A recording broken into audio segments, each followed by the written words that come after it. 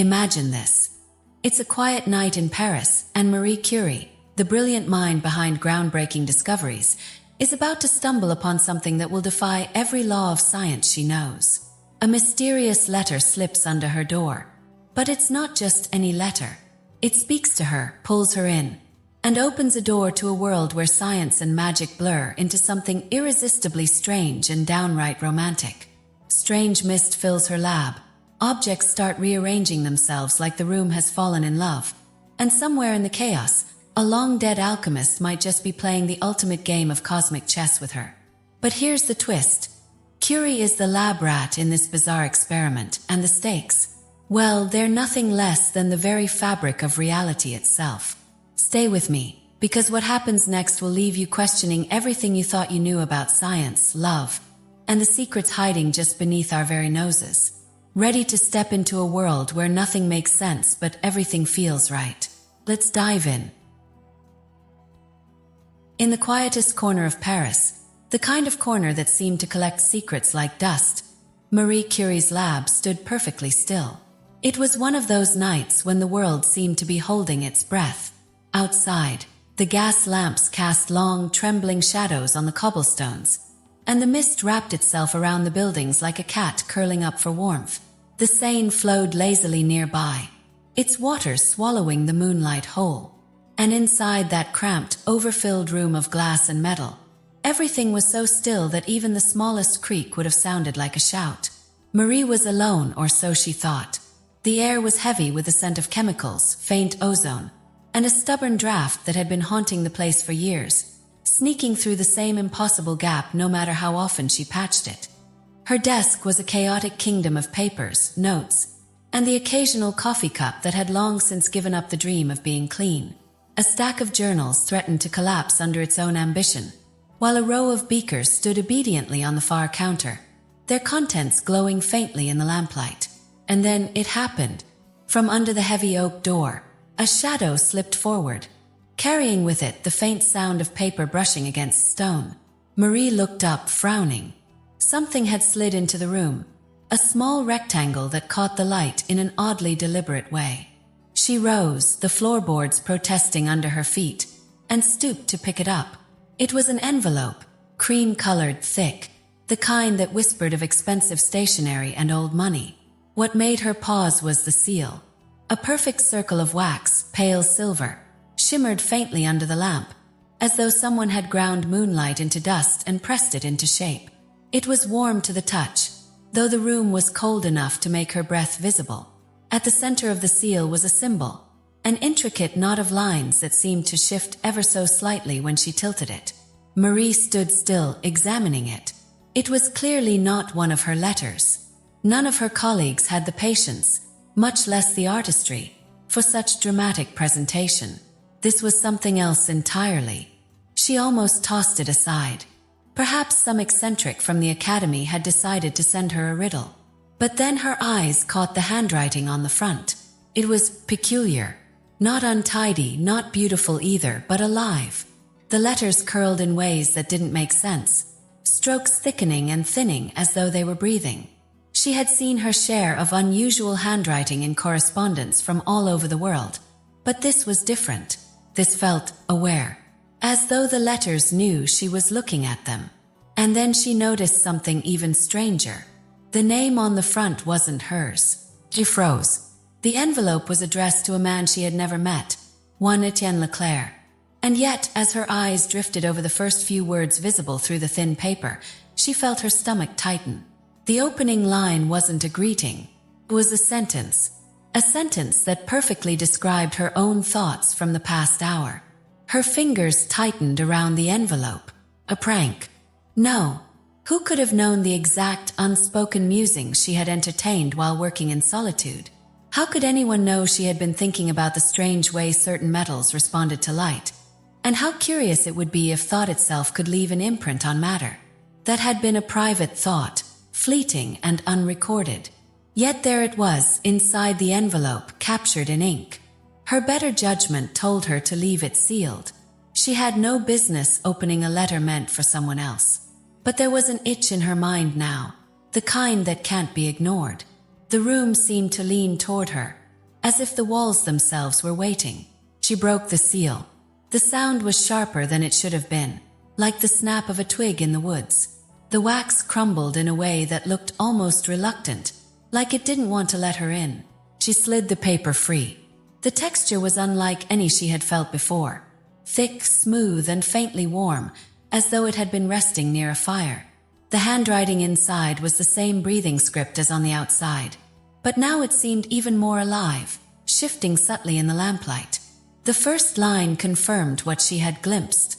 It spoke directly to her thoughts, not in vague, poetic terms, but in precise detail, as though the writer had been in the room, leaning over her shoulder, listening to the rhythm of her mind. Her pulse quickened. She read on.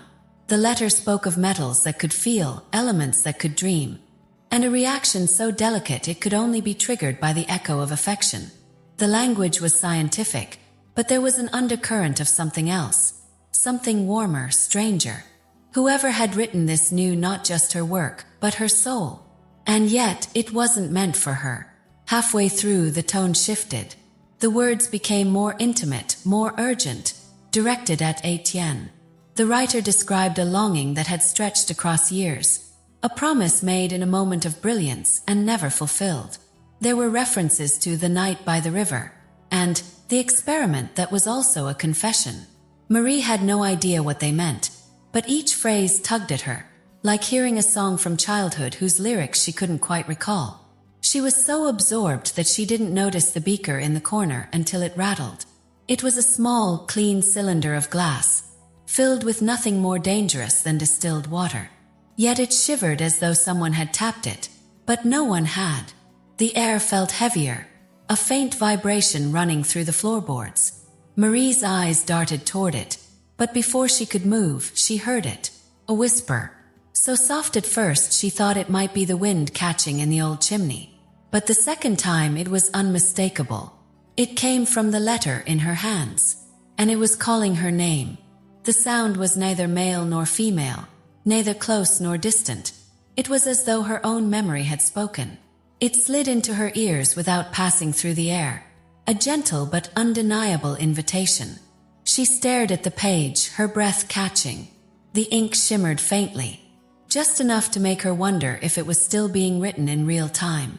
She didn't answer, but the voice didn't need her to. The beaker rattled again, harder this time, the water inside sloshing against the glass in small, deliberate waves. The light in the room shifted ever so slightly, shadows lengthening in unnatural directions. And still, the letter sat in her hands, harmless in appearance but heavy as a stone in her mind. She looked at the seal's broken remains on her desk, at the ink that seemed to move when she wasn't watching, and she realized something that sent a quiet thrill through her. This was not a letter delivered by ordinary means, and opening it might have just opened something else entirely. Before she could close it, the whisper came again, softer this time, almost tender, and then, just as suddenly, it stopped. The room returned to its stillness, as though nothing had happened. But Marie Curie knew better.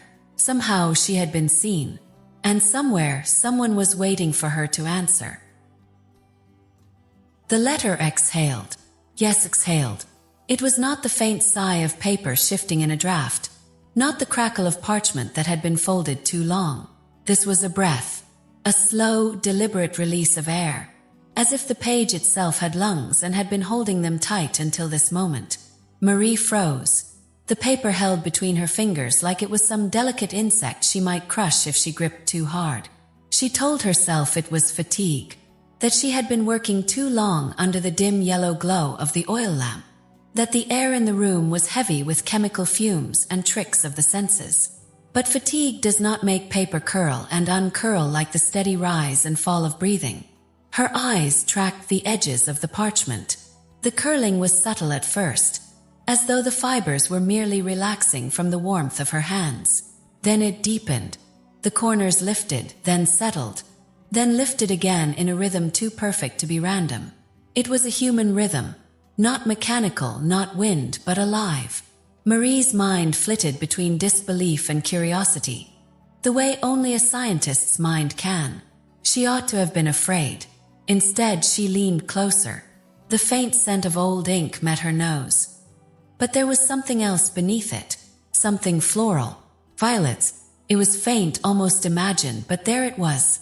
The smell of a spring garden hidden in the pages of a letter written who knew how many years ago. Her heart quickened, not in fear, but in the strange delight of a mystery too odd to dismiss. And then the words began to move. It started with the smallest twitch, a loop in the letter G straightening slightly, a dot shifting over an I as though adjusting its posture. Marie blinked hard, rubbed her eyes, and looked again.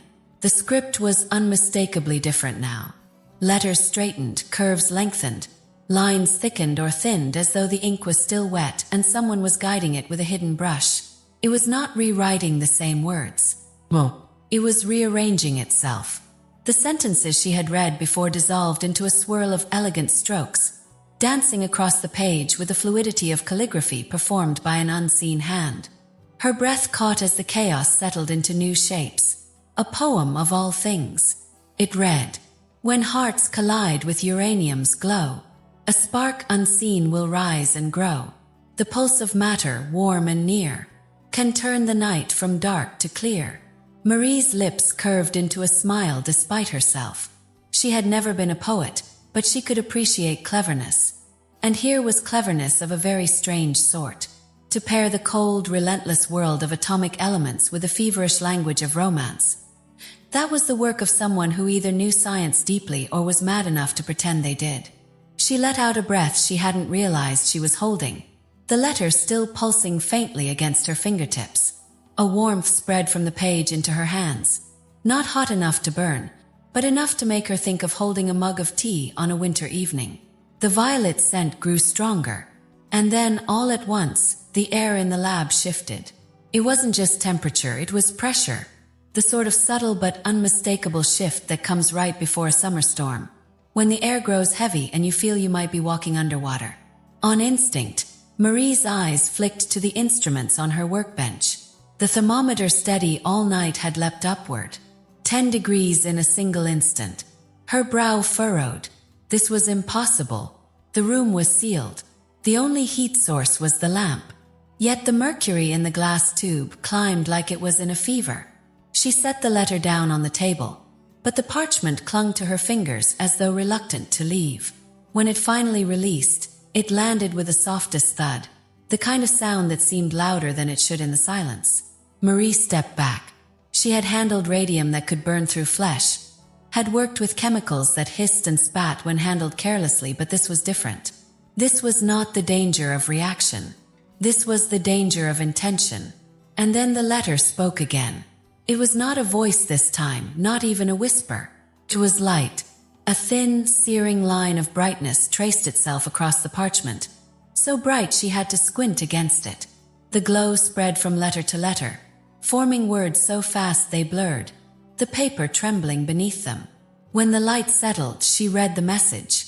"Meet me at midnight, or your lab will never be the same." The words didn't fade. They burned there, steady, as though etched into the fibers themselves. The violet scent thickened, the warmth deepened, and in that moment she could swear she heard or felt the faintest echo of laughter. She stepped back again, her foot knocking against a stool. The sound was loud in the small space, breaking the trance.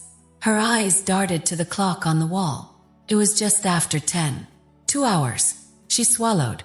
She had no idea who had sent the letter, how it had found her, or why it was alive.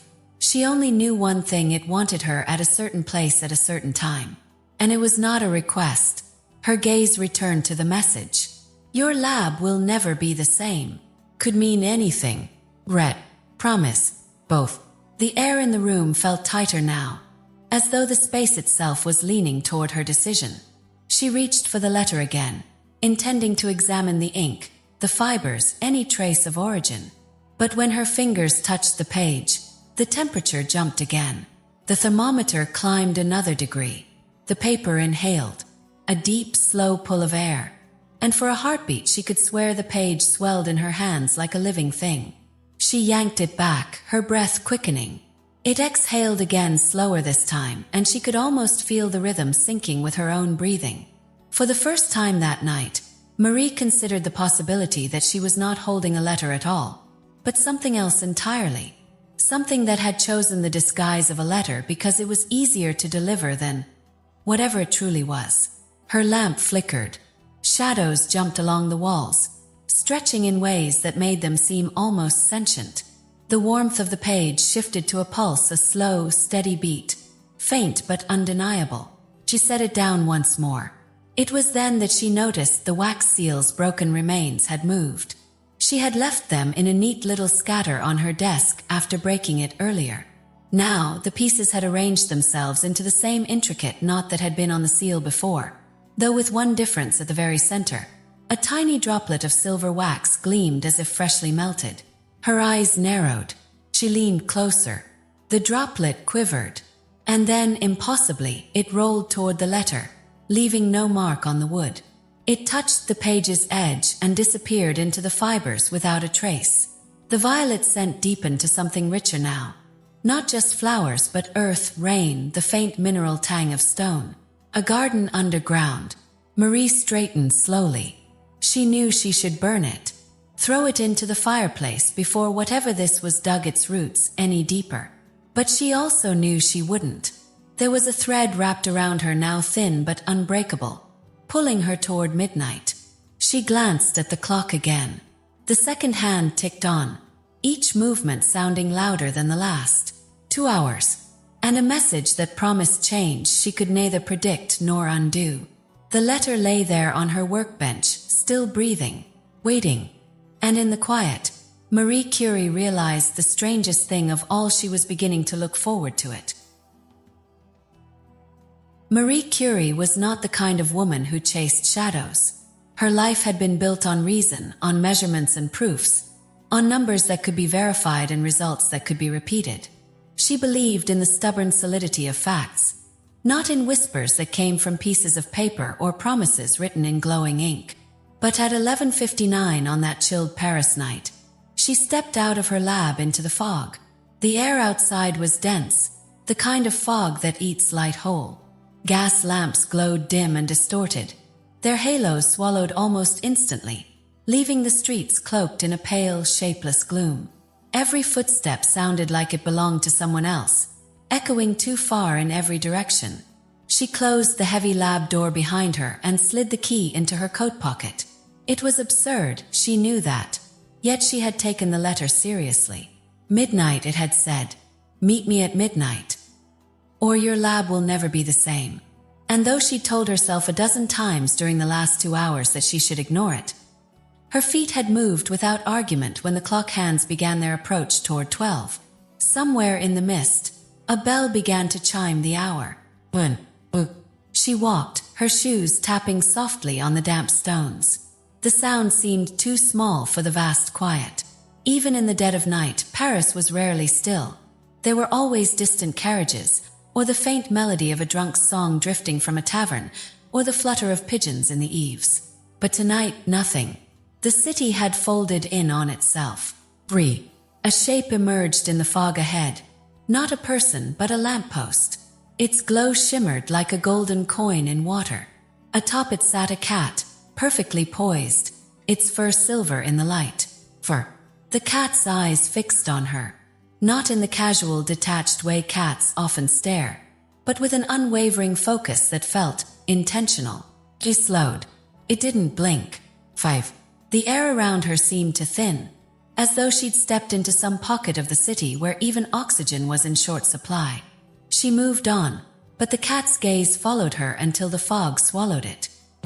The chimes rolled through the city like ripples, each one fading into the next until they became a single, long note in her ears. The letter had been precise. The instructions had included a location, an alley she'd passed many times but never entered. Tonight, the street leading to it was empty, its cobblestones slick and glistening as though someone had just washed them down. When she reached the mouth of the alley, she hesitated. The fog here was thicker, almost solid. A warm, peculiar smell drifted toward her. Burnt sugar, faint but distinct, curling through the cold air. She took a step forward. Shadows shifted ahead, though there was no source of light strong enough to cast them. Her boots made no sound now. The alley's walls seemed closer together than they should have been, the stones sweating in the damp air. She saw him.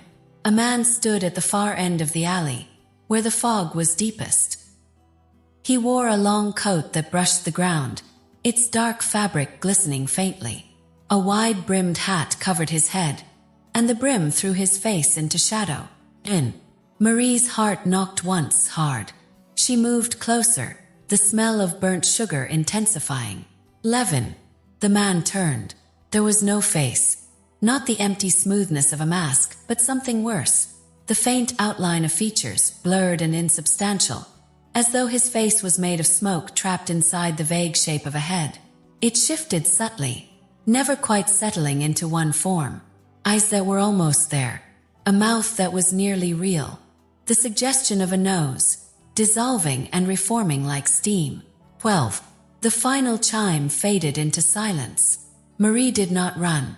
Her instincts screamed to, but some deep, stubborn part of her wanted to know. See. To understand. The man, if man he was, reached into his coat.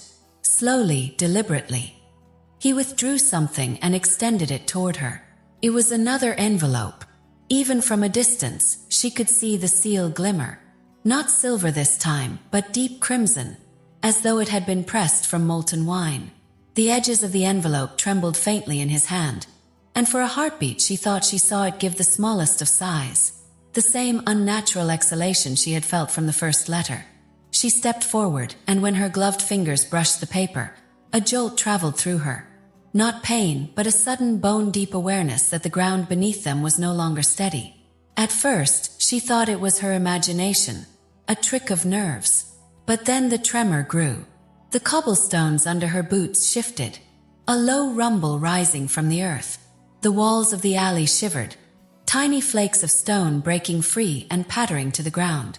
The faceless man released the letter into her hands and stepped back, his outline already blurring into the fog as if he were being unmade. The tremor deepened, and Marie Curie realized she might not be standing in Paris at all anymore. This new letter was hot, dangerously so, the moment Marie's fingers closed around it. Heat bled through her gloves as if she had plucked it from the heart of a furnace. Not burning, not quite, but the kind of heat that made her skin tingle with a warning it didn't yet understand. She tucked it under her arm as she left the alley, the fog swallowing the faceless man behind her. The tremor beneath the cobblestones followed her for a few steps before fading away, leaving her in the same uncanny silence she had walked through on her way there. Paris had not awakened. No late-night footsteps, no rattling of carriage wheels in the distance, no drunkards laughing in the shadows. Only her breath, the echo of her shoes, and the steady pulse of warmth from the envelope against her ribs. She walked faster. The sooner she was back in the familiar clutter of her lab, the sooner she could make sense of this madness. By the time she reached her door, her arm was aching from the heat. She unlocked the heavy wooden frame, slipped inside, and let the cold chemical air wash over her. Her desk lamp burned low, exactly as she had left it, but something in the room felt subtly rearranged, as though a stranger had walked in while she was gone and shifted things just enough for her to notice. She shut the door. The envelope seemed heavier now. Marie set it on the workbench, removed her gloves, and studied it. The seal this time was deep crimson, its wax textured like molten metal cooled in a hurry. It seemed to breathe, expanding and contracting in almost imperceptible increments. The faint heat shimmer it gave off distorted the air around it, making the edges blur as though she were looking at it through water. She told herself to wait, to examine the exterior first, take notes, approach with the discipline she'd been trained to have. But the heat was pulling at her, not just to be felt, but to be opened. The sensation was oddly intimate, almost alive, the same way the first letter had felt like it was aware of her. She slid a scalpel under the wax. The moment the seal cracked, the heat surged, blooming up her arm and into her chest like someone had lit a small sun against her. She pulled the envelope open and froze. There was no paper inside. Instead, she drew out a thin, flexible sheet of gold, so finely worked it bent in her hands like silk. It caught the lamplight in 1,000 tiny flashes, and the surface was etched with words so small and delicate they looked as if they might slip off and scatter if she breathed too hard. She held it closer, and the letters moved, not in the crawling, rearranging dance of the last message, but in a subtle, rippling way, as though the gold itself was breathing along with her. Each word shimmered at the edges, making them hard to focus on. She squinted, adjusted the lamp, and began to read. It wasn't a letter. It was a recipe, but no recipe she had ever seen. The ingredients were half scientific, half fantastical. She recognized some instantly.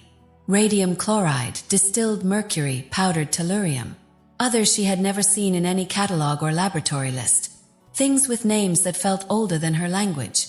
Lacrima petrae, aurum somnalis, shadow glass. The instructions were precise, almost obsessive, describing the order of mixing in sentences that wove between chemistry and poetry.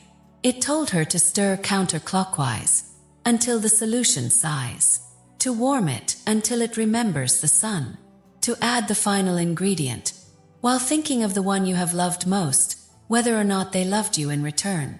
And at the bottom, written larger, in strokes so deep they seemed carved into the gold itself, a discovery beyond science, born from love. Marie stared at the words. She didn't believe in nonsense. She didn't believe in alchemy or magical thinking.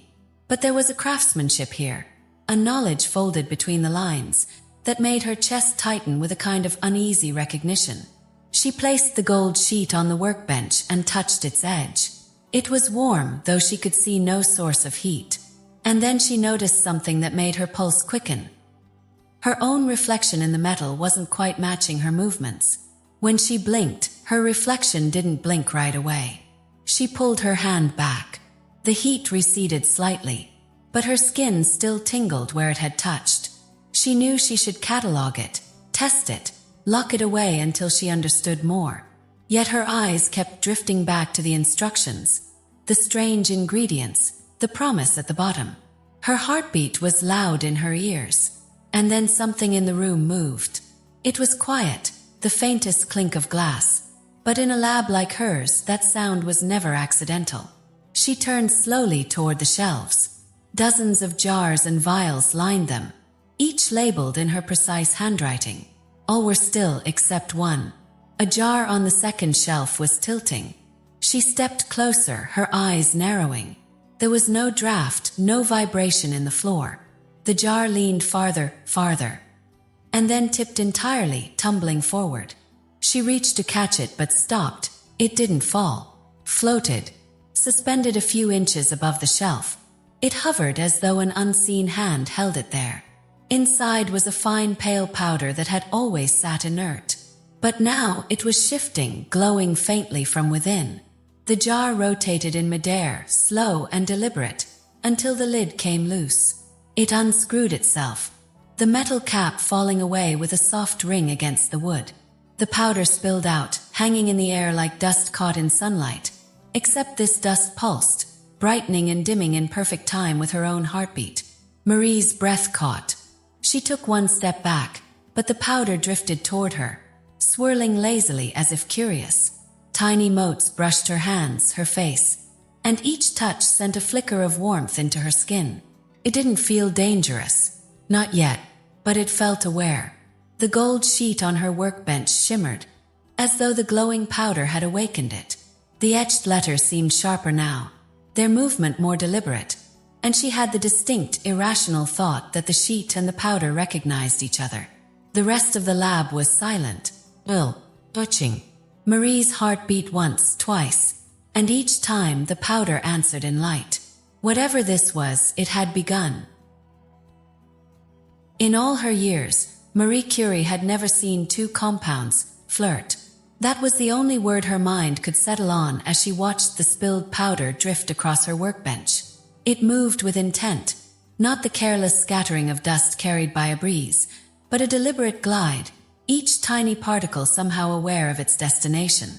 The air in the lab seemed to lean forward with her as the powder approached a glass vial sitting upright near the edge of the table.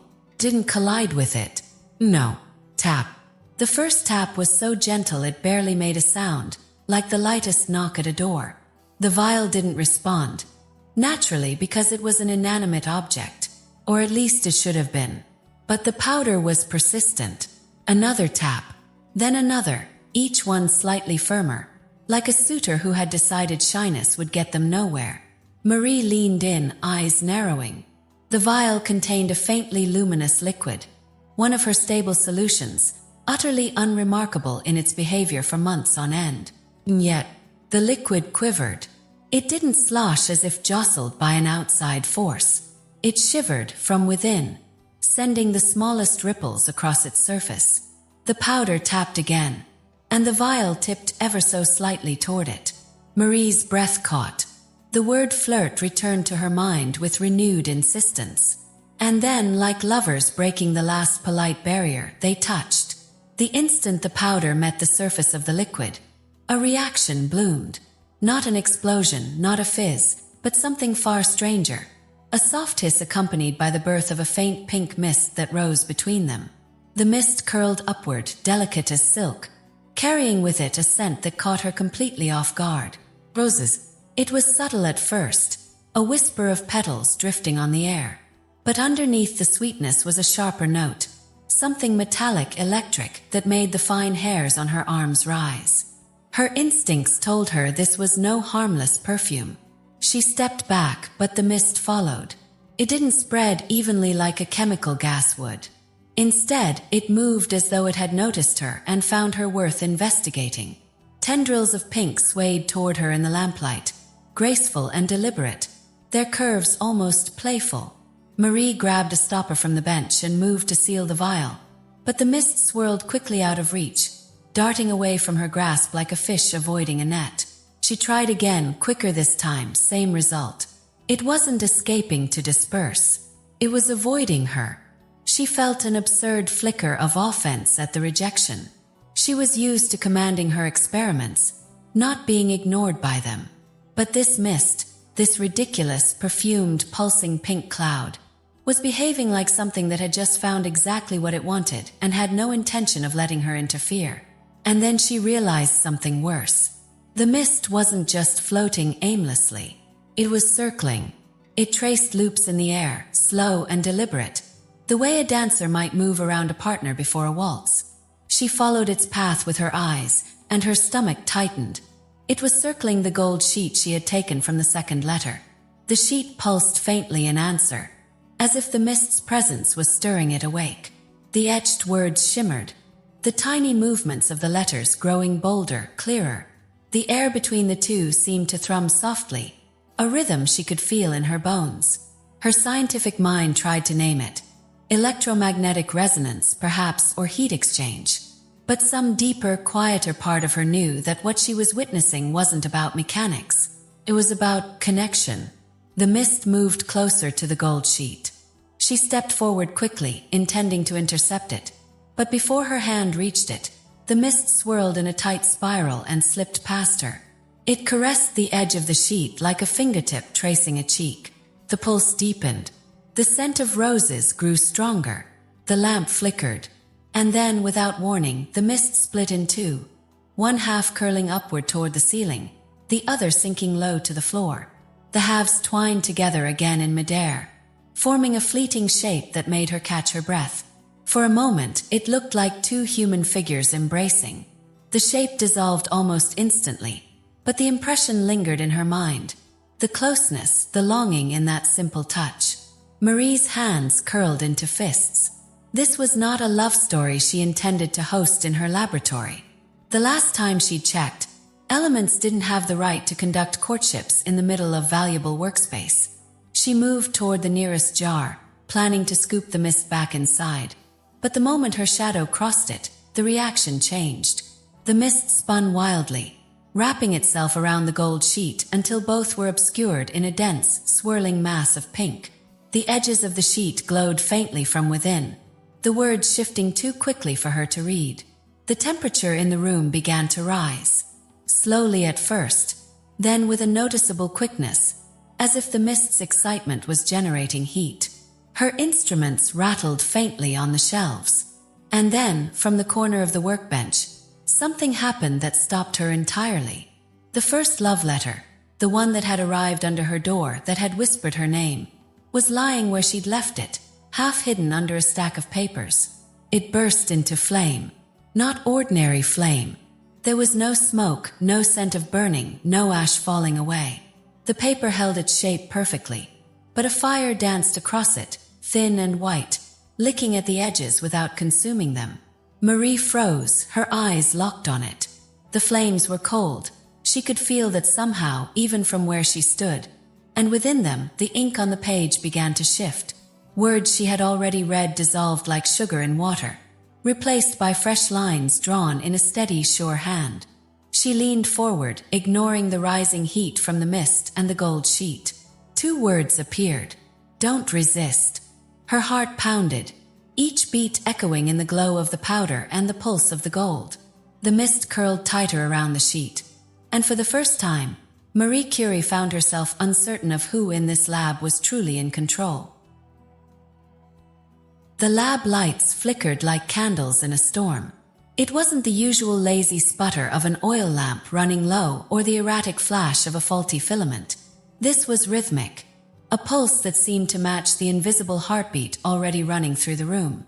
Each flicker cast the space in alternating layers of brilliance and shadow, making the glassware glint like watchful eyes and turning the walls into wavering curtains. Marie stood still, every sense sharpened. The pink mist, which only moments ago had been swirling like perfume caught in a breeze, was condensing. It gathered in the air the way dew gathers on morning leaves, drawing itself into small, quivering spheres. They hovered there, droplets of light, not liquid, each glowing softly from within. They weren't falling. They weren't rising. They were lingering. And then the first one drifted. It floated toward the nearest copper retort, landing with a sound so faint she almost doubted it was there at all. But the effect was instant. The copper began to hum. Low at first, like the distant sound of a ship's horn carried on wind, but it grew richer, warmer, a note that seemed to come from inside the metal itself. A second droplet touched the rim of a beaker. The glass sang. One pure, high tone that pierced the air like a crystal bell, resonating for a long, shimmering moment before fading. Marie turned her head slowly, watching as more droplets began to settle. On the rim of a measuring cylinder, on the handle of a clamp, on the cold brass of a balance scale. Everywhere they landed, something responded. Metal hummed in harmony with other metals. Glass found pitches that seemed impossibly perfect. Even wooden shelves gave off a faint vibration like a whispered bass line under the melody. The room was becoming an instrument. But this wasn't music in the human sense. This was the language of elements, spoken in vibration and resonance. Her pulse quickened, not out of fear but from the deep, inexplicable recognition that she was witnessing something more than reaction. This wasn't a chemical process. This wasn't physics alone. It was courtship. The hums and tones rose and fell in response to each other, filling the room with a strange warmth that didn't come from the furnace. The air thickened, almost velvety, as though she were standing inside the shared breath of 2 people leaning closer. The gold sheet from the letter pulsed in time with the sounds, the etched words shimmering so brightly now that they seemed to rise above the surface. The heat of it reached her from across the room. She had the strangest urge to step closer.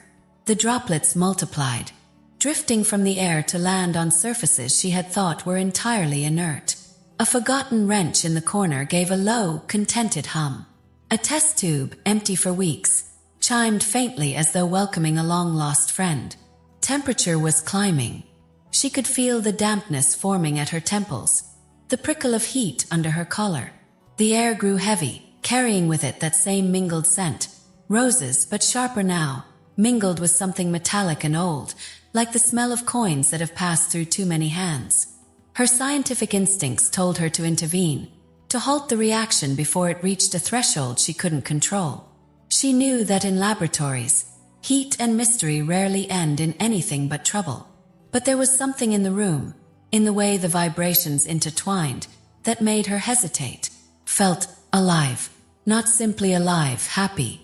It was absurd to think such a thing about matter. Compounds did not experience joy.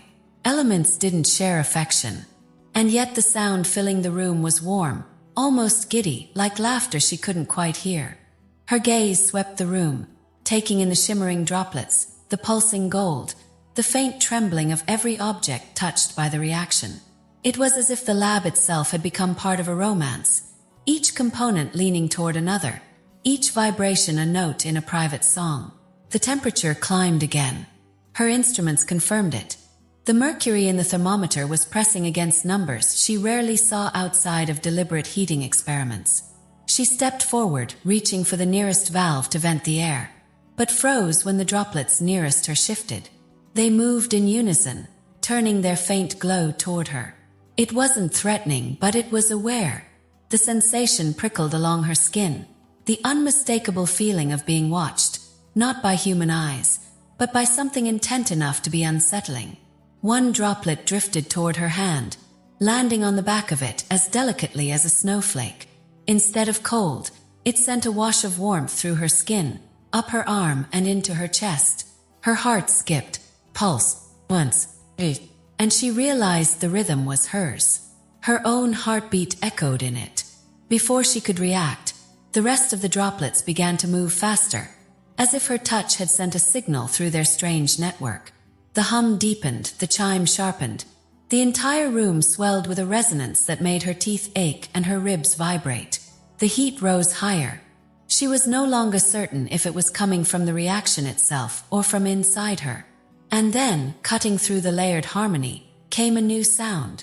Voice. Soft, close, and yet from nowhere she could name. It was not male, not female, but it had weight, and it carried the warmth of someone who had been waiting a very long time. Do you wish to know who wrote it? The words slid into her ears like smoke. They were not loud, but they didn't need to be.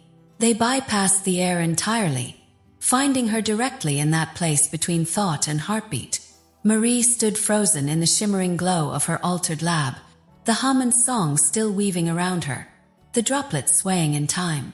She did not answer, but the silence after the question felt as though the voice already knew. She whispered yes, and the answer chilled her. The voice did not hesitate, did not waver. It spoke the name as though it had been holding it for centuries, as though the very syllables had been waiting for her breath to call them forth. A name she had only ever seen in the browned pages of ancient journals, in the margins of 15th century manuscripts that smelled of dust and forgotten libraries. Lucien Arcan. The name struck her with the force of recognition, even though she had never met anyone by it. She had studied his writings in university. Obscure, eccentric works dismissed by most scholars as fanciful alchemical nonsense.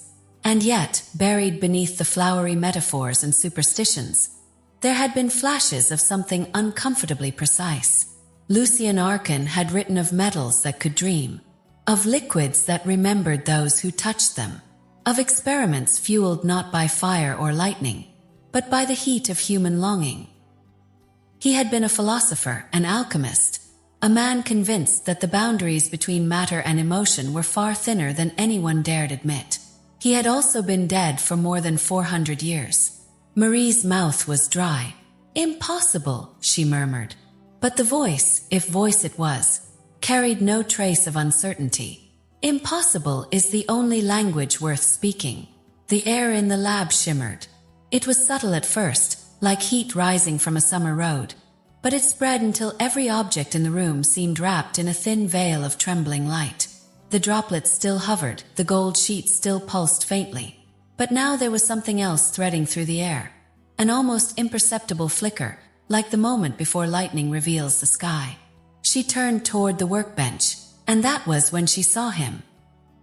He stood across the room, in the space between two shelves of glassware, as though he had always been there and she was only now noticing. Young. Far younger than she had pictured from the crumbling portraits historians had guessed at.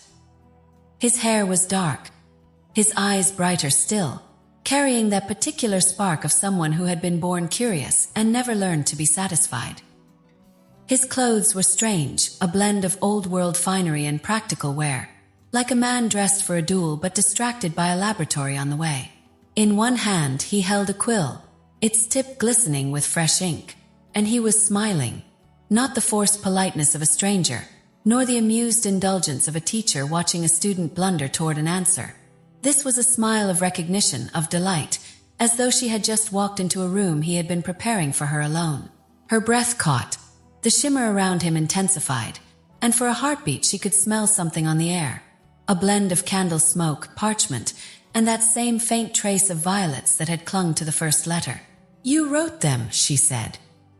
His smile deepened, but he didn't answer. She stepped toward him, drawn forward not just by curiosity but by a strange pull in her chest, as if part of her already knew him and had been waiting to return to this moment.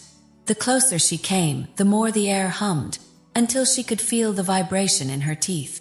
But when she blinked, he was gone. The space where he had stood was empty, save for the faint shimmer still hanging in the air, like the last echo of a note played too quietly. And then the beakers began to boil. All at once, without flame, without heat sources, without any logical cause. The liquids in half a dozen glass vessels surged into a frenzy. They frothed and hissed, bubbles bursting with soft pops that sent tiny droplets arcing into the air.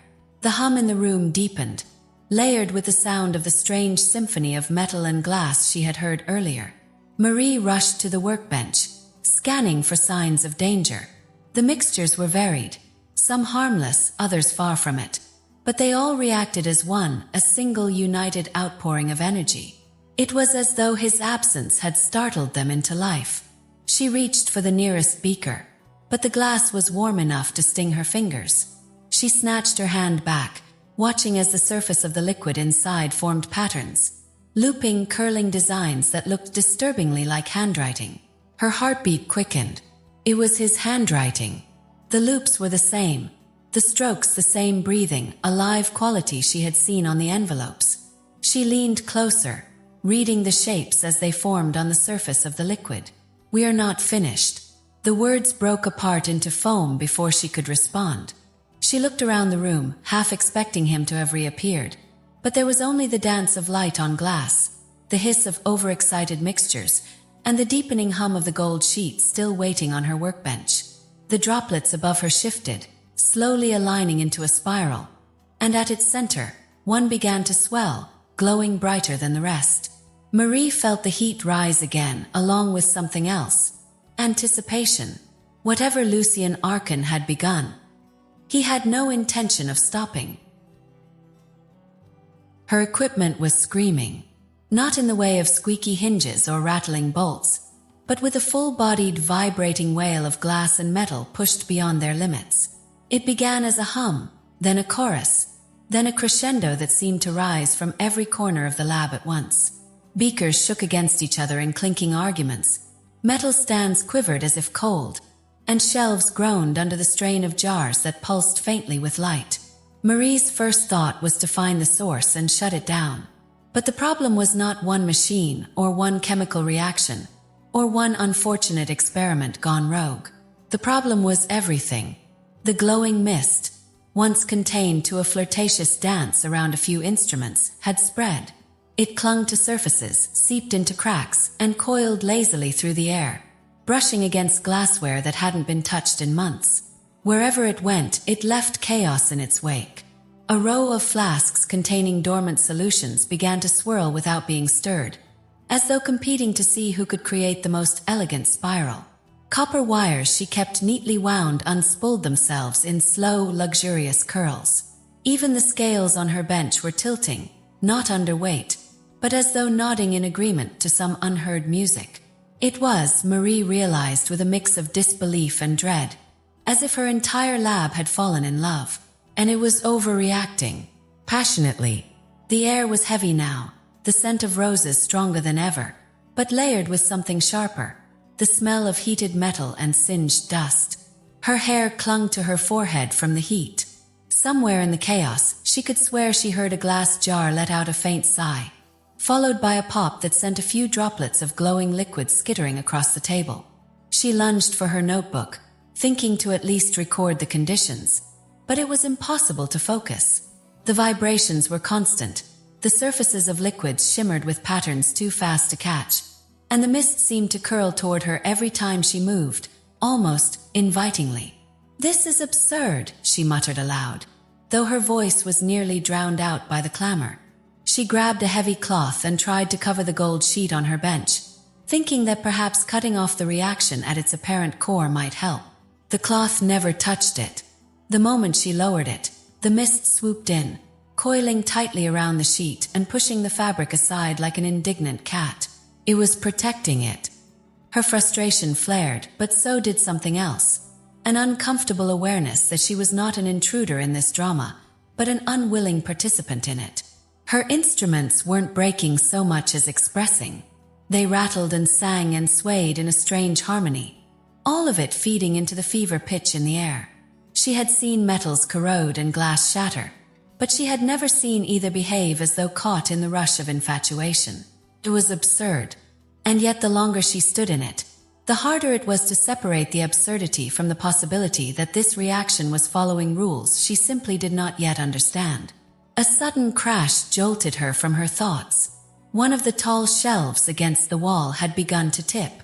She rushed forward, shoving against it with all her weight. The jars on it clinked like a chorus of wine glasses, some glowing faintly, others swirling with miniature storms inside. She pushed it back upright, breathless, just in time for the shelf on the opposite wall to tremble ominously. This wasn't going to stop. Marie turned toward the windows, thinking she might need to vent the air before the heat reached dangerous levels. She'd barely taken 2 steps when she felt it, a low, steady vibration under her feet. The floorboards. At first she thought it was simply the resonance of everything in the room shaking, but this was different. It was slower, deeper, like the growl of some enormous creature sleeping beneath her feet. Her eyes darted down. The boards were trembling, not from above but from below. Tiny puffs of dust rose between them. The hum of the gold sheet grew louder, sharper, syncing with the vibration underfoot. And then, with a sound like a sighing crack, the first board split. It wasn't violent. It wasn't even fast. The wood parted almost reluctantly, curling upward at the edges, as though it had been persuaded rather than forced. More cracks followed, snaking across the floor in elegant lines, meeting and branching again like veins of some luminous mineral. A faint glow seeped through. It was gold, not the dull yellow of coin or the muted gleam of brass, but something softer, warmer, as though the light itself had been cast from molten sunlight.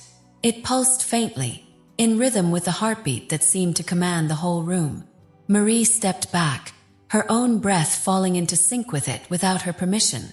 The cracks widened and the glow strengthened, casting strange shadows on the walls that made the lab feel deeper than it had ever been. The mist gathered above the opening, swirling in lazy spirals. Every instrument in the lab quieted, as if the entire place was holding its breath. Whatever was beneath her lab had just announced itself. She never knew the lab had a basement. The cracks in the floor had widened, the golden light spilling through in slow, steady pulses, each one in perfect time with the heartbeat that had been ruling the room since the night began. Marie stood there, not moving, her mind suspended between the absurdity of the moment and the part of her that wanted to know, desperately, what was beneath her. The floorboards yielded with surprising ease when she pried at them, as though they were old friends who had simply been waiting for her to ask. Beneath was a narrow spiral staircase, carved not from wood but from stone, each step worn in the middle by centuries of feet she could not imagine. The golden light pooled in the darkness below, painting the edges of the steps in warm gleams. She hesitated for a breath. The mist above the opening swirled gently, almost encouraging her. Even the instruments, which had been rattling themselves into a frenzy minutes before, seemed to fall into a respectful hush, as though the entire lab were standing back to let her pass. Marie stepped down. The stone was cool beneath her shoes, each step accompanied by a faint echo that disappeared too quickly, as if the air below swallowed sound.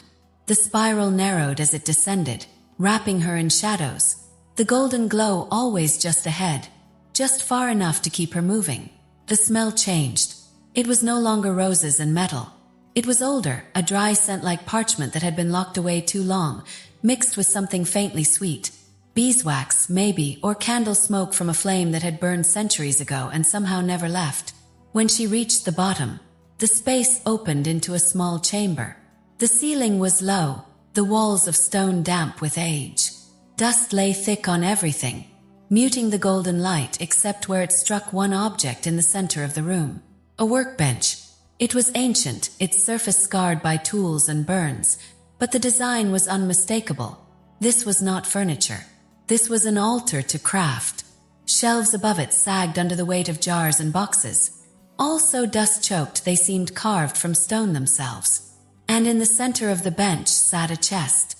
It was small, no larger than a bread box, but its presence filled the room. The wood was dark, almost black, reinforced with metal bands so old they had turned the color of storm clouds. The metal was not corroded, though. It seemed alive, faintly shifting in the golden glow, as if resisting the stillness of age. Marie stepped closer, and that was when she felt it.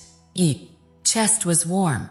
Not the lingering warmth of something that had been near a fire, but the steady, living warmth of a body. And it pulsed. She didn't have to check. She already knew it was in the same rhythm as the letter upstairs, as the gold sheet, as the heartbeat that had woven itself into the bones of her lab tonight. Her hands hovered over it, and the warmth deepened as though it sensed her.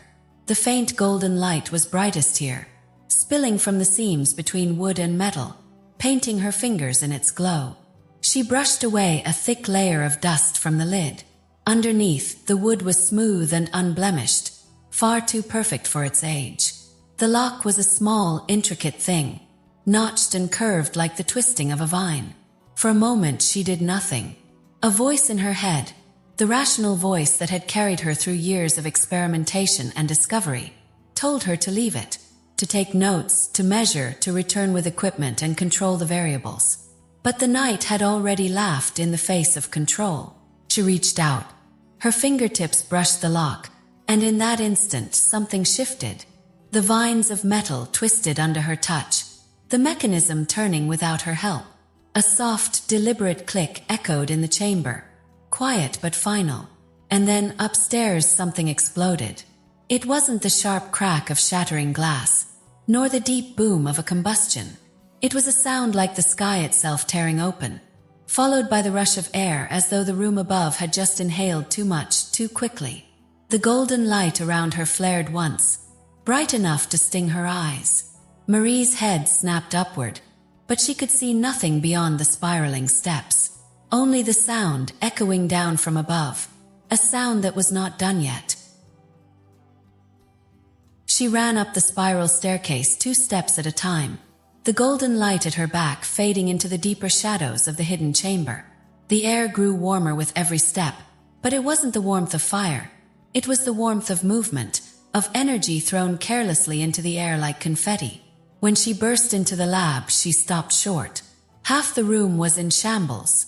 Glass lay everywhere, glittering across the floor like a thin sheet of ice catching the lamplight. But it wasn't the jagged chaos of destruction. The shards lay in strange, deliberate arcs, as though they had been placed there by an artist with an eye for pattern.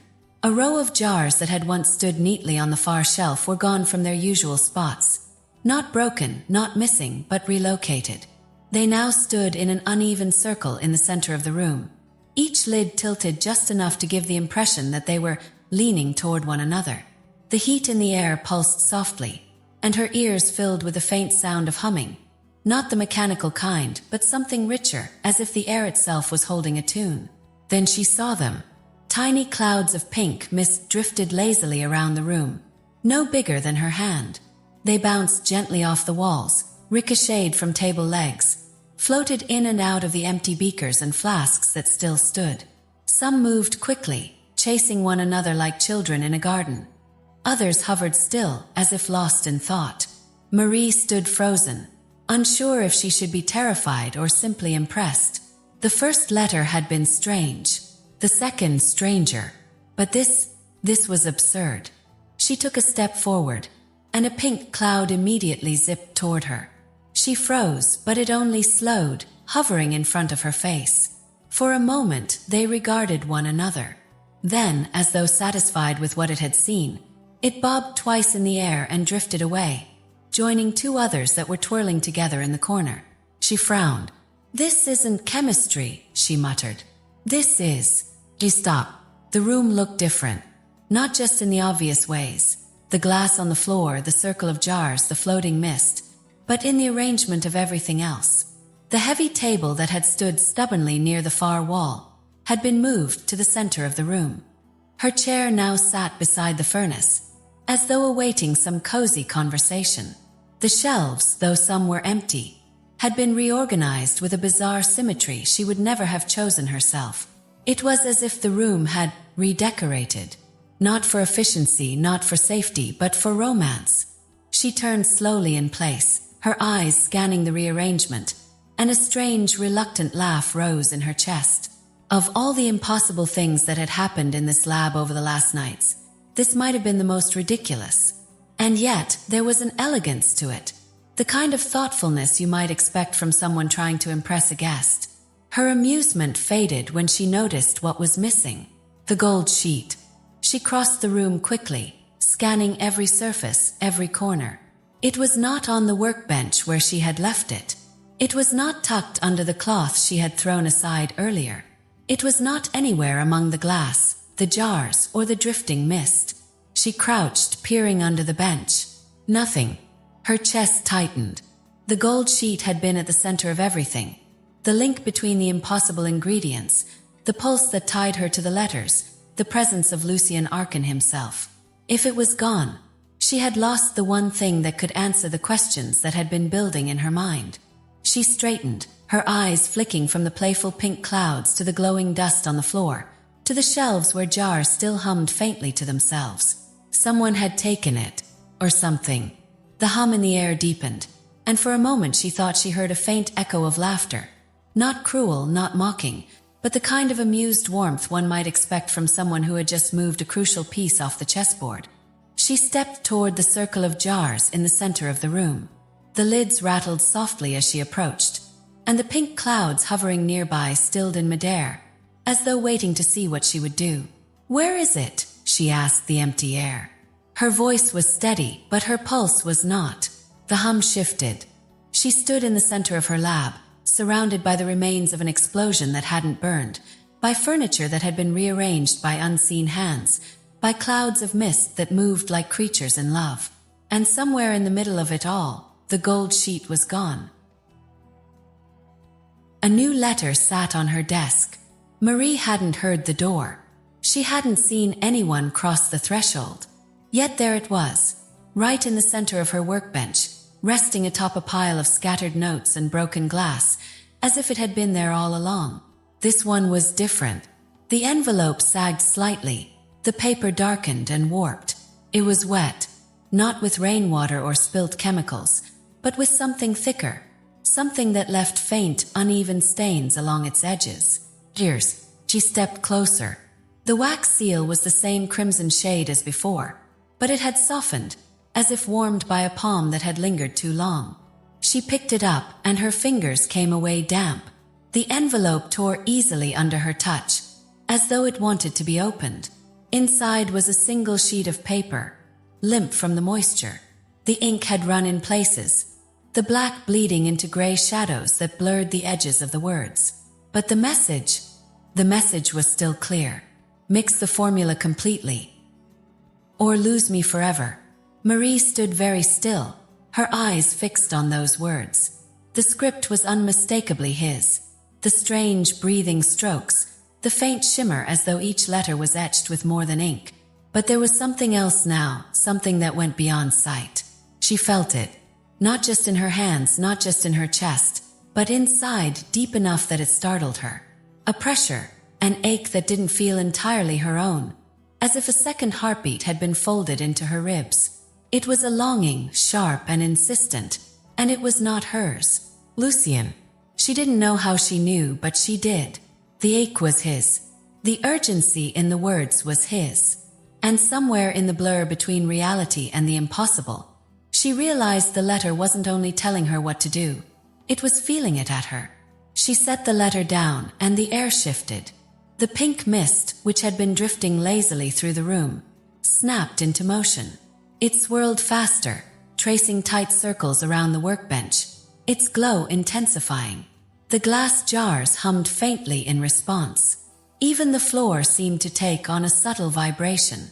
They were waiting. She glanced toward the shelf where she'd kept the gold sheet. But of course it was gone. She didn't need it to remember the instructions.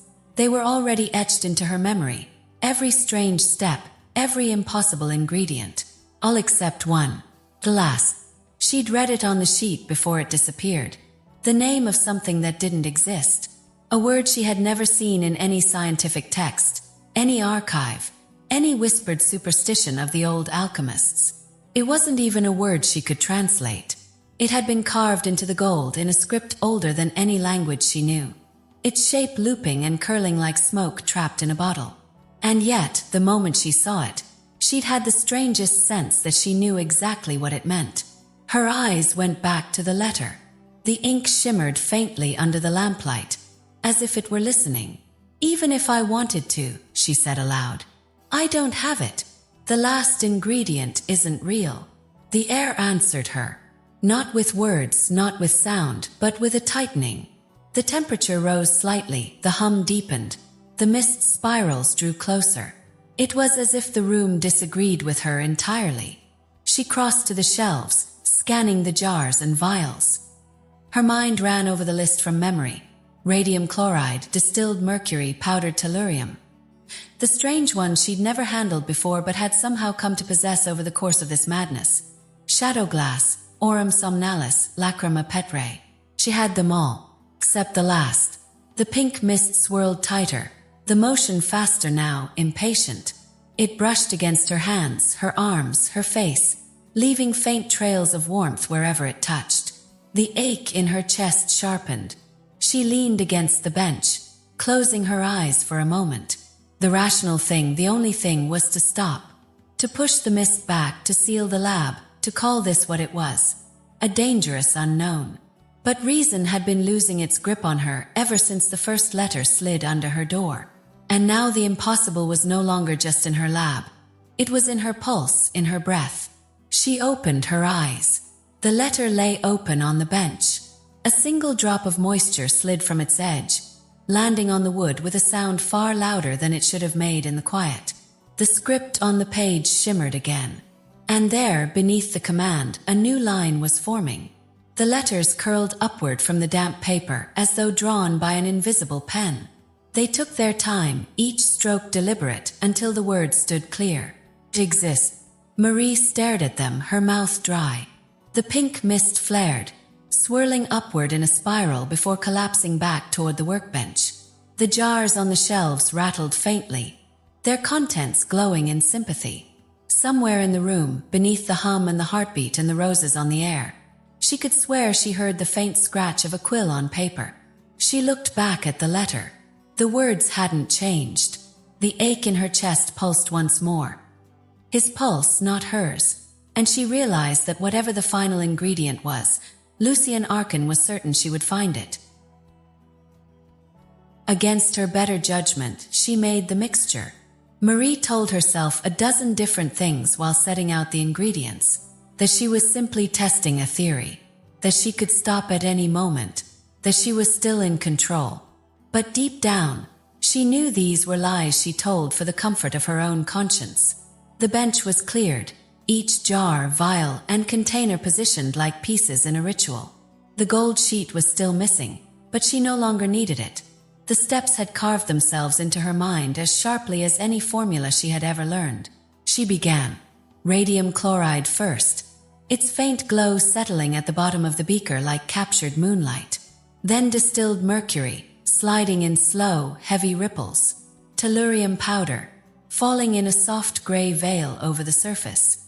And then the stranger things, the ones science refused to name. Shadow glass, fragments as black as midnight that vanished on contact with a liquid. Aurum somnalis, a thin golden oil that spread across the surface like the skin of a dream. Lacrima petrae, crystalline drops that dissolved with the sound of a faraway sigh. The beaker pulsed faintly in her hands, as though aware of what it was becoming. Her breath caught as she reached for the final ingredient. The one she had claimed did not exist. It had appeared hours ago, without explanation, in the very center of her workbench. A small vial, clear glass, sealed with a strip of wax. Inside was nothing. At least, nothing her eyes could hold on to. The space inside the vial shimmered faintly, not with light exactly, but with the suggestion of movement, like watching a shadow curl in water. She broke the seal. The nothing flowed out as if eager to escape confinement, and hovered just above the beaker. It seemed to wait for her permission.